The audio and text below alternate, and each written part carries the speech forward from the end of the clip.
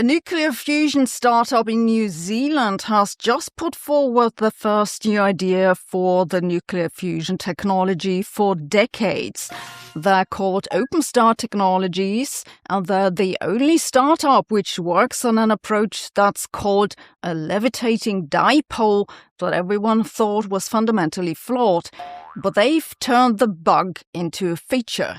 Let's have a look. Oh, I have a new gadget. Look at this. Is it a bird? Is it a plane? No, it's the Plot Node Pro, a searchable external memory for all the conversations I don't want to sit through twice. It can record speech continuously for up to 50 hours, transcribe it with speaker labels, create different summaries from the same recording, and make everything AI searchable. But Sabine, just use a phone, you might say. Drain my phone battery, download all the recordings, use another app to transcribe them, and then another app to search them. I don't have time for this. Plot is a one-stop solution. Also, with Plot, you can be sure that your data is safe. You get 300 minutes of transcription per month for free, with paid plans available if you need more. So if you spend most of your time on the beach, Plot probably isn't for you. But if you handle a lot of verbal information, Plot can make your life much easier. And they have a 30-day no questions asked return policy. Click the link in the description and use my code to get 10% off. And now back to the episode. OpenStar Technologies just published a paper with a new design for a commercial nuclear fusion machine that they say is predicted to produce 208 megawatts of net electric power. To put this into context, that's about the power output of a small gas power plant. They call their design Tamanui, a name that's derived from the Maori word for sun. But what's new about it? OpenStar has bet on the levitating dipole approach. That's a variant of nuclear fusion that works with magnetic confinement. The usual approach is a tokamak or stellarator, in which one has the fusion plasma inside strong magnets that usually form a sort of torus. The biggest challenge for these approaches is to keep the plasma levitating inside the containment vessel, because it's super hot, and when it touches the reactor walls, that will damage them. In the dipole fusion reactor, the plasma vessel does not have a hole in the middle. Instead, one levitates a big torus-shaped magnet inside the vessel, and this magnet is what creates the dipole field. If the magnet's superconducting, the field can be strong enough to trap the plasma and heat and compress it, hopefully enough for fusion to set in. The idea is kind of similar to the tokamak, but putting the magnet inside the reactor vessel has two major advantages.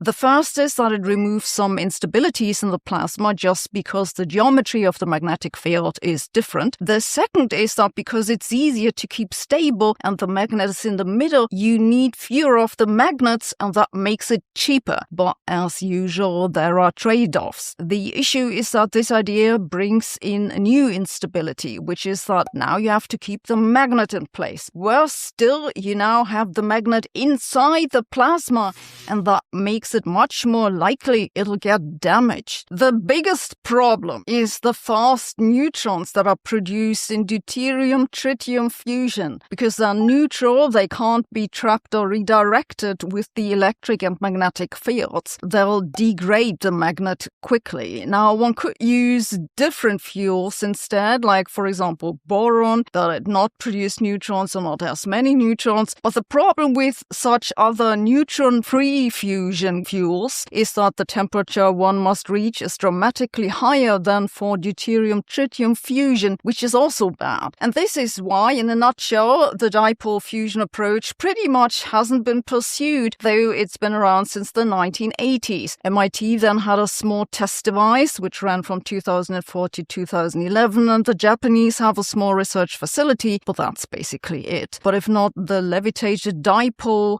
then what's new? And the news is that OpenStar has come up with a way to make this idea compatible with deuterium-tritium fuel. Their idea is no groundbreaking new physics, it's rather a very down-to-earth management proposal. They say shield the magnet as well as you can, and then make sure that you can replace the shield when needed, so the weakness of the approach becomes a maintenance problem. Concretely, they say they want to use a superconducting magnet of barium and copper that's fairly standard. Around the magnetic coil, they have a shield of tungsten and boron carbide. This is because this material can withstand a lot of heat, and it's also good at absorbing neutrons. That too is fairly standard. What's new is that their magnet is not one block. It has a main section and an outer section. They accept that this outer section will get damaged and instead try to find a way to cheaply replace it in regular intervals. So they plan on a mechanism by which, after about a year, the entire magnet module is removed from below by robots and then put in a radiation-safe room to replace the damaged parts. They estimate that this replacement itself would take about 2 weeks and that this can be done about 10 times, after which the other parts have to be replaced as well. It's basically the fusion reactor of Theseus, except every plank is radioactive and the philosopher has died. In summary, OpenStar has not solved nuclear fusion, but they have proposed a serious engineering route for a strange old fusion idea that previously had a big problem. Also, I think there's a bigger lesson here. Other startups should spend more time thinking about the question of regular maintenance because it'll be a major contributor to the running cost. And next time your computer runs into a problem, just try turning it off and replacing the radioactive middle bit. Thanks for watching. See you tomorrow.